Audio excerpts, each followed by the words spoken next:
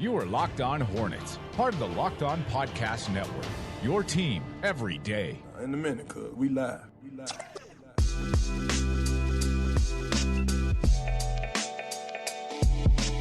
It's Locked On Hornets. We're part of the Locked On Podcast Network. Your team every day. Local experts on the #1 daily sports podcast network. And thanks for making Locked On Hornets your first to listen every day. We are free and available on all platforms. And we must remind you that this episode of Locked On Hornets is brought to you by McDonald's. You know McDonald's, proudly serving communities since 1965. McDonald's has always been more than just a place to get tasty, affordable food. It's an unofficial community center. So a big thank you to our friends at McDonald's for always being there. Also, a big thank you to our next guest, Paul Biancardi of ESPN, the National Recruiting Director, hopping on with us once again. Paul, thank you so much for the time. How are you doing?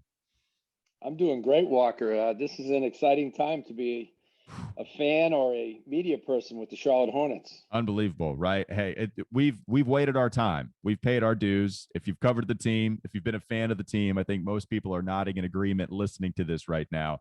It is a huge time to follow the Charlotte Hornets team with all the young talent that they have. And Paul, I mean, hell, who better to talk to about some of the young talent, because you understand who these guys are very early on in the process with your job, being the recruiting director, knowing these guys in their games in high school. And I know just talking with you a couple of times over the last few years, I know you really liked the way that the Hornets addressed their draft picks, maybe even starting back with a Miles Bridges, drafting a PJ Washington. I know you were a big fan when they drafted LaMelo Ball. And here it is. How fun is it to watch this team for you, Paul, having seen their process through the NBA draft and watching it kind of blossom right now? We'll see how far they can actually go.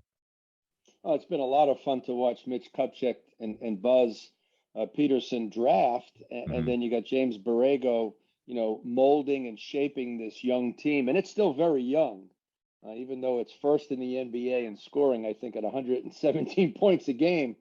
That goes back to the 1980s when they used to score a lot of points. That's right. But you take James Borrego, Mitch Kupchak and Buzz Peterson, and I think you have a group that's really a collaborative group working together, and they're putting a great roster together, and Coach Borrego and his staff is bringing them along at a good pace. The defense will come in time, but what really sticks out to me, and LaMelo Ball is a big part of it, but even before he came, I thought it's a very unselfish group. The ball moves. The spacing is terrific. The defense has to get better, and it will, and the rebounding has to get better, and it will over time. But it's a fun and exciting group to watch. Oh, it's so fun and exciting. And you mentioned the development of these younger guys. Paul, I mean, this is a team, and James Borrego, even specifically as the head coach, that has made such good use of the G League, of the Greensboro Swarm, being the affiliate of the Charlotte Hornets. How big is it to have that kind of team where guys can get minutes, even if it's not against the legit NBA competition, but still getting competition against guys trying to make the league? How do you value the G League in the way that the Charlotte Hornets have used it? It's been a great factor in their success because at any level, pro, college, or high school, the only way you truly get better at your game is by playing minutes. Competition at first doesn't matter as much because you have to get the minutes to be able to, do the job that you're capable of. So to go to the G League and get the reps, get the game experience, the ability to make mistakes and not have to worry about coming out of the game, because in an NBA game, Walker, one or two mistakes, defensive-minded mistakes, shot selection mistakes, execution mistakes could cost you a game in the NBA because everything is so precise. And you go to the G League, you have a little bit more freedom, you have a little bit more opportunity for error and a great chance for improvement. Yeah, Paul, I think that's a good point because, James Bouknight, he's actually not getting any minutes right now. Ish Smith has been very good. Cody Martin has been very good. And obviously LaMelo Ball and Terry Rozier, when he comes back from injury, they're not going to lose any minutes whatsoever. So Bouknight's not getting any play. But if you look at the way that maybe you can start to practice with these guys, right? And we'll see if he goes to the G League, but also it wouldn't be great if James Borrego puts Bouknight in, he makes a couple of defensive mistakes, and then you have to bring him out. Do you like the way, even if James Bouknight's not playing right now, are you okay with that? Or would you rather see him go to the Greensboro Swarm and get some minutes down there with the G League affiliate? Well, James Borrego and his staff, they see him every day in practice. They'll make that decision. But guys like JT Thor, Kai Jones, maybe even Vernon Carey, those guys need reps because the big guys, they don't touch the ball even in practice as much as they need to get better. So I like it for the bigs. I like it, obviously, if there's a situation where a player is a fringe player, he's coming back from injury. But I thought James Bouknight established himself in the summer league as a guy who can play, fit, and help the Hornets. The good news is Terry Rozier, Kelly Oubre, Ish Smith, and Cody Martin, they've all played really well at different times. Love the emergence, though it's a slight emergence, but I see the emergence of Jalen McDaniels as well. Yeah. I mean, the bench has won a couple of games for the Hornets. So if the bench is helping you win games, your starting five is considered really good. It's hard for a rookie to break in, but I think Coach Borrego will get him in there during games when he sees the opportunity, whether the game is out of hand in a positive way or a negative way. And hopefully from that point, you can get meaningful minutes. But it's hard to put a rookie in meaningful minutes, again, when the game can change either way at a moment's notice. And right now, the Hornets, they're winning. And that's the name of the game, is to win and develop your players at the same time. And I know Bouknight is learning in practice. You get better by playing, but also when you practice against LaMelo Ball every day and Kelly Oubre, you get better. Yeah, that will certainly help you. And you're right. Like, James Bouknight is somebody I kind of went on both sides trying to figure out whether he would play immediately. I do think he is going to get minutes at some point this season. I don't think that about Kai Jones. And Paul, we've talked about him a couple of times getting prepared for the NBA draft. You even mentioned he's going to be a project, but you did love the pick at the time. I know you were a big fan of Kai. And so what kind of things does he need to work on? How long do you think it's going to take for him to come along, for him to be a factor with the Charlotte Hornets team and help them out? Well, I hope maybe by, the springtime, or say that not the springtime, but February, March period, he can contribute. But again, look what's in front of him. PJ Washington, Miles Bridges on the wings. Mason Plumlee has been a tremendous addition. And then you have Nick Richards has been solid in the backup of Plumlee. I think Kai Jones can flip-flop between a 4 and a 5 spot. If it was me, knowing what I know about Kai Jones and watching the Hornets play, put him down to the G League for not only reps, but strength and conditioning. Make that an emphasis. He needs to play on balance more. He needs to play the game lower. He just needs to continue to develop good habits in the game. He's 6'11". He's a semi-freak athlete in many ways. We know he can shoot the open three, making decisions on the go, competing against bigger, stronger open guys. The G League is ideal for him. I'd like to see him down there for a couple of months, get a lot of game time, a lot of game experience, and then see where he is maybe in February and March. And if there's a potential to see some playing time, but if not, I think his next year is going to be, a breakout year for Kai Jones. Well, and then you talk about the Hornets winning and also developing at the same time. I think it allows you to draft a Kai Jones when you're able to get off to the start that you have, as well, Paul, as a JT Thor, who I know was rising up a lot of draft boards for a lot of different NBA pundits that you talk to. And then he falls to 37. Well, the Hornets get that draft pick with the trade that they made for Mason Plumlee that night, getting that draft pick to just take on some salary. But JT Thor, I thought, was an awesome pick for the value in which they got him. That was great. How do you like JT Thor as a player and how he might develop? I love his energy. I love his length, and he's got good skill. Again, he hasn't had the physicality, just like Kai Jones, of an NBA game. And that takes usually, Walker, a whole year to learn the physicality of going by your man, taking a hit on the way to the basket, being able to be physical on defense without creating fouls. Those things are really important to the front court players. I love the pick in the second round for a lot of reasons. I spoke to Bruce Pearl, the head coach at Auburn, right before the draft, and he couldn't say enough great things about JT Thor as a future pro down the line. Again, Thor and Jones, when we say down the line, this could be year 2 and 3 before they make significant contributions. But I think for both, The G League helps them tremendously this year. Hopefully they sprinkle in a little meaningful game time this year with the Hornets. But I really look at next year for both of those guys to be so much more improved. Right.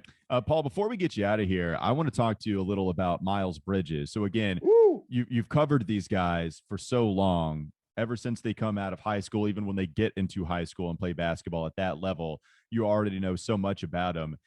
When you go back and think about your time kind of scouting what Miles Bridges was then, did you see this type of play as a possibility for one Miles in the NBA? And how impressed have you been with his journey to where he is right now?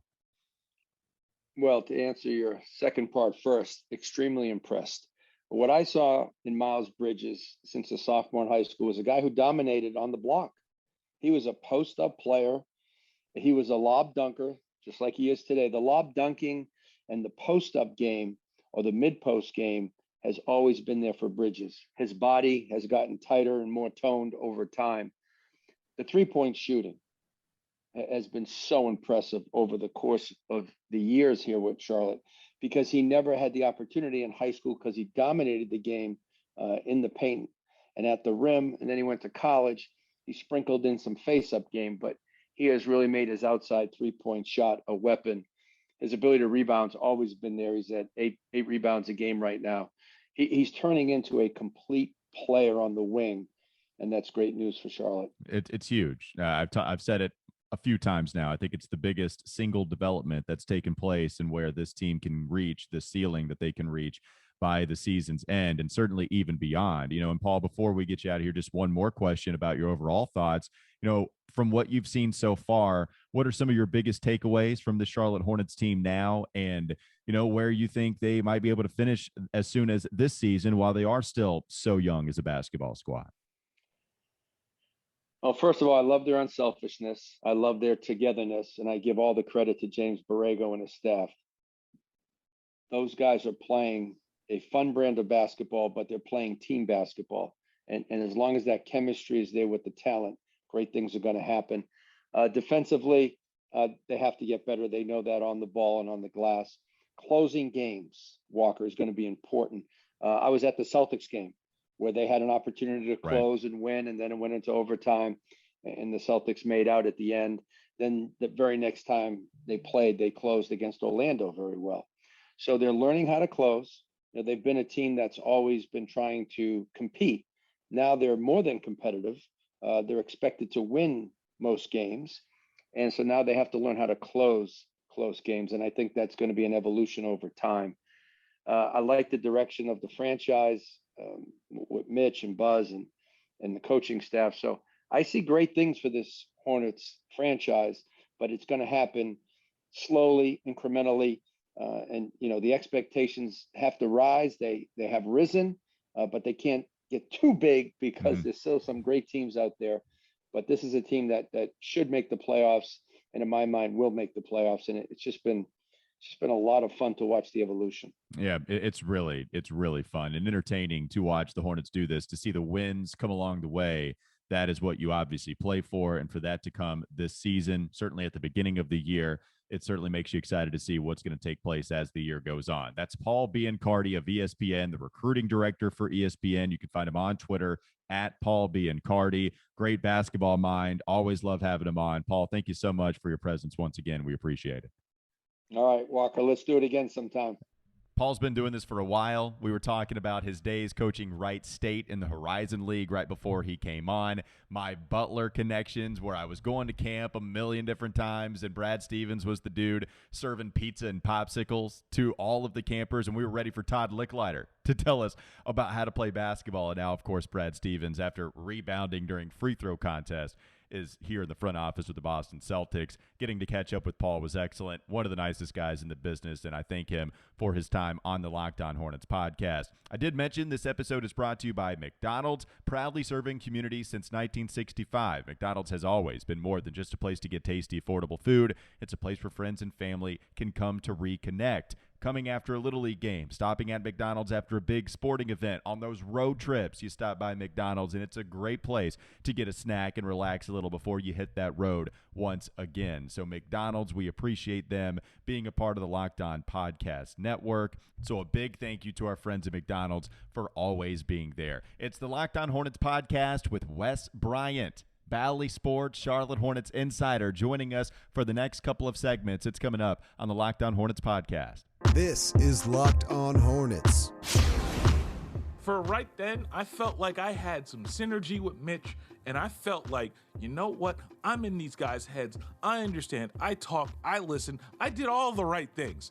And then what voices were you listening to? Were you listening to the voices deep within your head saying, this is what I think Mitch is going to do, and then you just regurgitated that back onto Twitter? That's what I always do.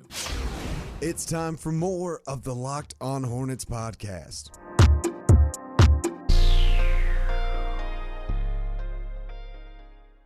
All right, I'm excited to bring on my next guest because it's been my guy for quite a while. I had him on to talk about ACC, college football, college basketball, did the weekly thing back when we were doing the morning show. And it's been a little bit since we've had a chance to talk about it with the new schedule we've had at 7:30 the game.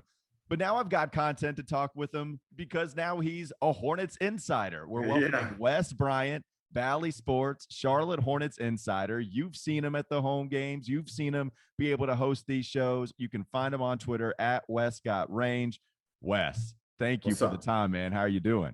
Man, thank you for the time, man. I'm glad to be here, talking ball, man. Don't get no better than that. I mean, when you announced on Twitter that you were going to be the new Charlotte Hornets insider, I was like, what? Wes Bryant's going to be on there? You've been great. I've loved the list, the top 5 West lists that you've given. They've been incredible. The Halloween comparisons, we're going to get to that. We're going to get to Livermush in a second, too. We'll get to that in the second segment. But Wes, man, like that's awesome. I know you got to be feeling good about this new gig for you. Man, extremely humble, man. I mean, you never know. I've always been a grinder, man, and you never know where your breaks are going to come from in life, man.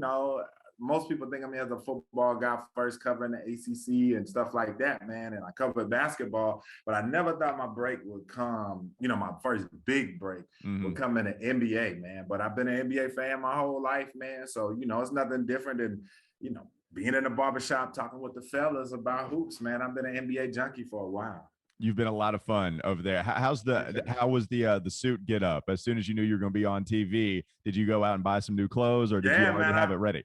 Nah, I had so it's funny you say that because I was sitting there. So I started making a little paper. Before this, I had little projects I was doing here and there. So I said to myself, Wes, you need to start getting you some dress clothes. You need to at least have a little bit of some stuff in there. So I bought a few things.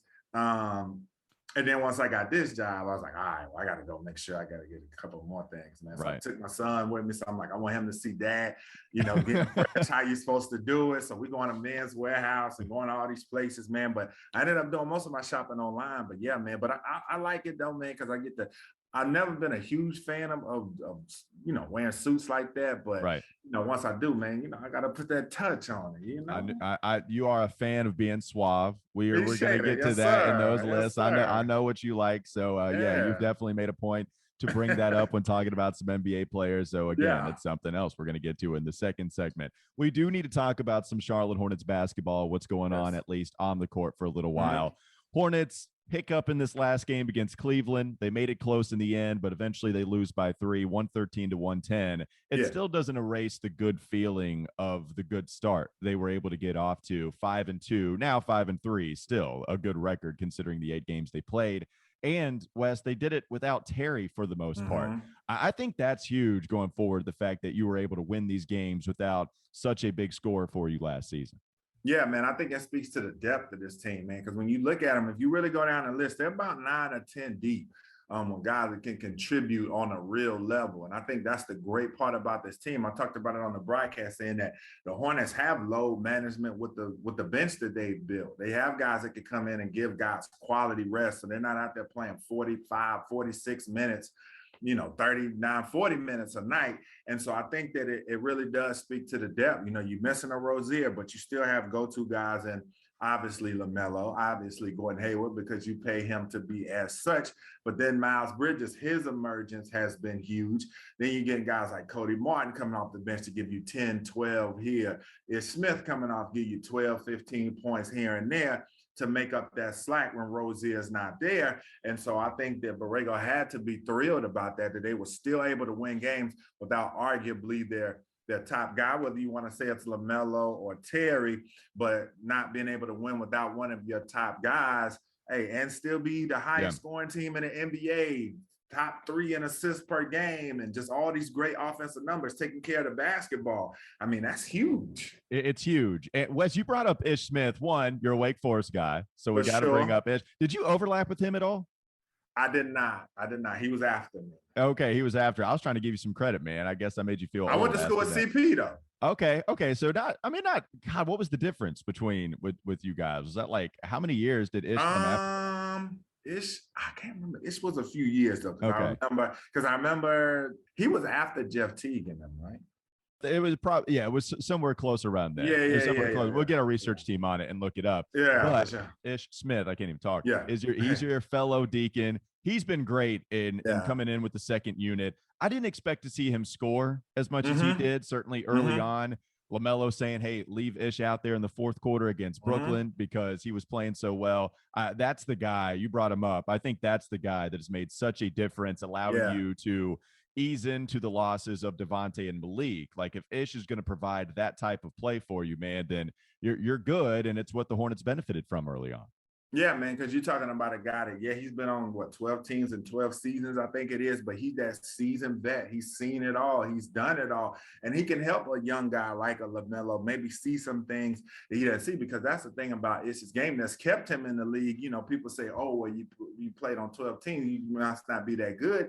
But obviously, he's still getting an NBA paycheck. So somebody thinks he's that good because there's a lot of guys overseas or playing in different places. So he's a guy that comes in and he does the little things that you need to win. And I'm like you, I've been very impressed. I get really excited when I see him make jump shots, man. Because Wake Forest, Wake and watching him stuff like that, that was rare to see. He was normally a guy that would get out, fly on the break. He'd give you some nice floaters in the lane. But man, I told him the other day, I said, when I saw Ish hit a 3-pointer, I knew it was real. When I saw Ish hit that 3, I said, uh-oh. Well, and if you can give me one every now and then. But the good thing is, like, usually with the analytics driving the NBA, it's not smart to take a step in from the 3-point line. But also, sometimes that's misconstrued. Like, the most analytics want you to take the most efficient shot. And if the most efficient shot for somebody is a mid-range compared to 3-pointer, then take the mid-range. And Ish Smith does that. I think he does an excellent job, at least right now. He's been doing a good job of getting to that spot around the free throw line, knocking down a ton of mid-range jumpers, and then facilitating once he gets in the paint. He's been excellent at that. Yeah, he's still got that quickness, man. He can still get by guys. And the thing I love about his game is he's so crafty. Ish finds a way to get to his spots on the court, and then he really keeps guys off balance because he might blow by you and go into the lane, and then he'll do something crazy and throw a crazy pass, and it's like he's got eyes in the back of his head. So I think he's been a great addition, man. I hope he'll be here for a while. Yeah, well, he's here right now. We can enjoy what he's been doing for the Charlotte Hornets team at this point. We got one more segment with Wes Bryant of Bally Sports, Charlotte Hornets insider. He's going to be joining us for at least a couple segments weekly. I forgot to mention that. Wes, you're going to be on with us weekly, man. So I'm happy to have you come on as much as you're going to be able to join us. Before we take a quick break, I want to talk about Built Bar. We're going to talk about food in the next segment, but Built Bar is great. I love Thanksgiving, all the good food, the treats, plenty of them. But maybe you want a yummy dessert that isn't so full of calories and sugar. That's where Built Bar comes in. It's the perfect time for Built Bar. Not only is it a good energy bar, but it does taste like a dessert. Instead of taking in that 300 calories, all you got to do is take 130 calories in, like 4 grams of sugar.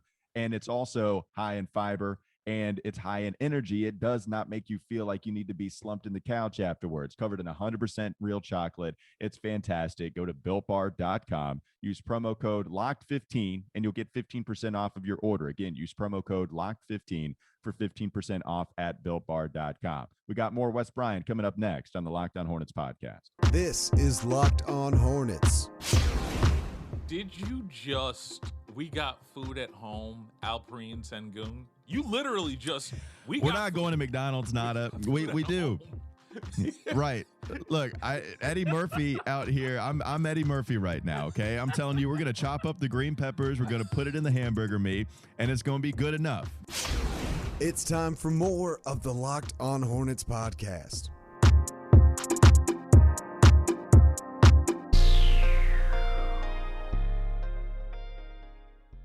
BetOnline is back and better than ever. It's a new web interface for the start of the basketball season. They've got more props, odds, and lines than ever before. BetOnline remains your number one spot for all the basketball and football action this season. Head to the new updated desktop or mobile website to sign up today and receive your 50% welcome bonus on your first deposit. Just use the promo code LOCKEDON to receive your bonus. BetOnline is the fastest and the easiest way to bet on all your favorite sports. BetOnline, where the game starts. All right, Wes, I mentioned this is really what I want to talk with you about, okay? Like, yeah, we got to give the people the Hornets content, but I want to talk about these lists that you've been given. Yeah. And so I went back and watched most of them. First one, I'm going to roll down my favorite things that you've talked about so far. Yeah. One, we got to go to Livermush. Yeah. Wes, I held off on Livermush for a while as a kid in Catawba County, which it is prevalent in Catawba County, growing up around Hickory, Claremont, North Carolina. See, my mom grew up in Indiana, but we moved there when I was a kid, so she didn't cook Livermush like that. Then I went to my friend's house, and their mom started cooking Livermush, and I couldn't thank them enough. I'm with you. You have to try it. You almost have to love it. They were my mamas, too, after that, after they started cooking it. You were right about it. My favorite form of eating Livermush is Livermush egg and cheese sandwiches. You have that for breakfast, and that's the best part. And I know you got Ashley Shamedy to try it. She converted to the Livermush fan club, so great work on behalf of the stands of Livermush. Yeah, man. I mean, it's, you know, coming up as a kid, like I said, you're not a true North Carolinian if you haven't at least tried it. It might not be for everybody, but for the most part, I don't know many people that try it and don't like it. And just coming up as a kid, man, that was the thing. You know, my mom or, you know, going to my aunt's house and stuff like that. I mean, in the morning, it would be biscuits and Livermush and eggs and stuff like that, man. And you could, I mean, the taste of it, the texture, I love it. You know, like I said, and it's just one of those things. Don't ask no questions. Okay, don't come in there. Don't do that. Yeah, don't come in here asking what's going on. I never ask questions. I just saw that loaf in the fridge. I slice it off. I throw it in the fryer, and I get some eggs, and I enjoy my breakfast. Wes, but you're so right. I mean, I'm telling you right now, I've tried to get people on this too. Me and my buddies. Of course, there's going to be people out there that have asked questions and they've received answers they didn't want to hear, and it's affected their eating experience. But you're right. I really have not met one person that has legitimately tasted it and not liked the taste of it. That has not happened with anybody that I try to get on it too. Man, it's so good, man. And my grandma, she used to come from Georgia because at that time, back in the day, like in the 90s, they didn't sell it in Georgia like that. Man, when she came up there, she had that cooler on deck with the ice in it, buying 2 or 3 packs of Livermush to take back to Georgia with her, man. You can't beat it, man. And like I said, you know, I either eat it plain, I eat it just plain, throw it on the bread, plain, or it's got to be cooked right if it's plain too, though, for sure. Like crispy and crispy. Like the texture in the middle matters, the transition. It's almost got to be like a fade, and we'll get to your better hairstyles here. You got to almost burn it. You got to almost burn it. If the skillet isn't smoking when you're making it, then you need to, you know, it needs to be in there a little longer. No, we are members of the Livermush fan club. You mentioned your favorite hairstyles in the NBA. You gave a top 5 list. I thought your list was good. I like throwing Zion in there. Always lined up. Got the Z. It looks good. Press Z. You brought up Jalen as your number 1, Jalen Green for Houston, and Unfair. it's hard to argue that. Unfair. One thing you've been on your Swab watch, like I mentioned. There's one thing I gotta remind you of though. There's somebody on this team that you brought up that you brought up Gordon Hayward in like the interview with the vampire stuff, and that's good. Yes. But you got to get Tsunami Poppy in there, Wes. Kelly Oubre, he's got to get some love. The hair, the look, that dude is as suave as they come. I thought about it, man. I did. I thought about it when I went to to Hornets and who I would put on there, Yeah. and just the whole list, because I was gonna put a few of them. I said, well, I don't want the list to be all Hornets, Right. And then, but yeah, Oubre, no doubt about it, man. This guy he's a swag lord as well. You know what I'm saying? Yeah, he is. Yeah, he is Mr. Steal Your Girl himself. That's what Kelly Oubre is. You need to watch out now that he's in Charlotte. We're all kind of looking over our shoulder. The other thing is, you also did the comparisons of the Monsters and the Hornets that are on the roster. You threw Ish Smith in there as Chucky. Size makes sense. LaMelo was Freddy Krueger because he keeps people up at night. That makes sense. And then, Wes, you brought up Miles Bridges as Jason. And you said it was because they're both thick. They both explain yourself, Wes. Well, they both had that size. You know what I'm saying? Miles isn't a small guy. You know what I'm saying? So Jason, he was a cat. You know, he had a little size to him. So I could see Miles transitioning well to that costume and not missing a beat. You know what I'm saying? He's going to be more svelte than Jason. What's his name? Jason Voorhees? Isn't that his name? Voorhees, I think. I think so. Yeah. I don't mess with horror movies though. Do you watch them? I used to be so. No, I do like slashes, but I can't get with the supernatural demonics. I can't do that because I believe in that stuff. So I can't do that. Have me sleeping with the nightlight. You know what I'm saying?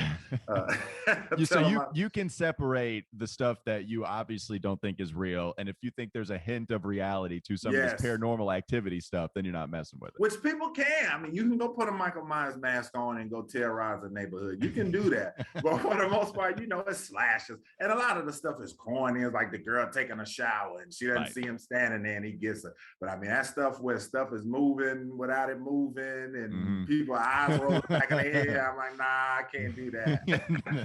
I think that stuff is probably scarier too. I can't mess with it, man. You know what the move that I would pull if I was at one of my buddies' birthday parties, or if there were girls there and all of us were hanging around and we were all watching horror movies, I legitimately couldn't handle it, Wes. And so the move that I would pull though is we'd be watching it.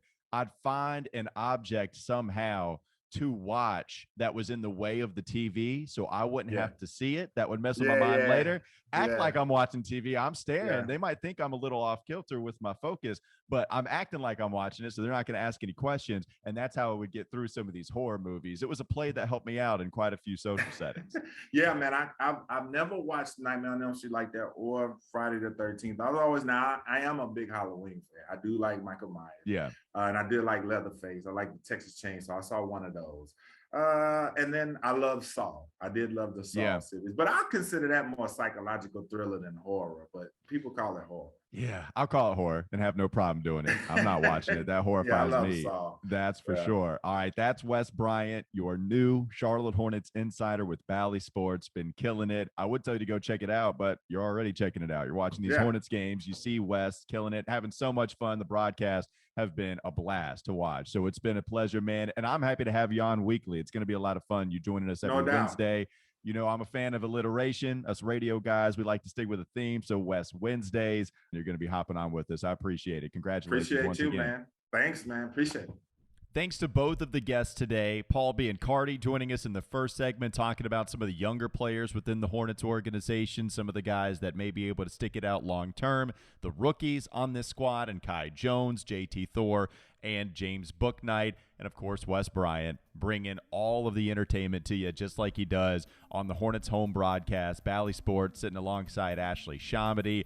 Has been great to watch him, so really happy for Wes, and also, selfishly, I'm happy he's going to be joining us every single week to have more good times on the podcast, and we appreciate you for joining us here on Locked On Hornets. Thanks again. Tell your smart device to play the most recent episode of Locked On NBA. Hollinger and Duncan, again, really any show on the Locked On Podcast Network. We appreciate your support. We'll be back tomorrow to recap the game against the Golden State Warriors, and Julian Council of Locked On Panthers, because we're company men, will come together and talk a little about the Hornets and how they looked in that game against Golden State. It's a late one. Tip of the cap if you're able to stay up and watch all of it. If not, maybe you can catch the morning. If not, then we'll have the recap for you tomorrow. Join us tomorrow, Locked On Hornets, Locked On Podcast Network.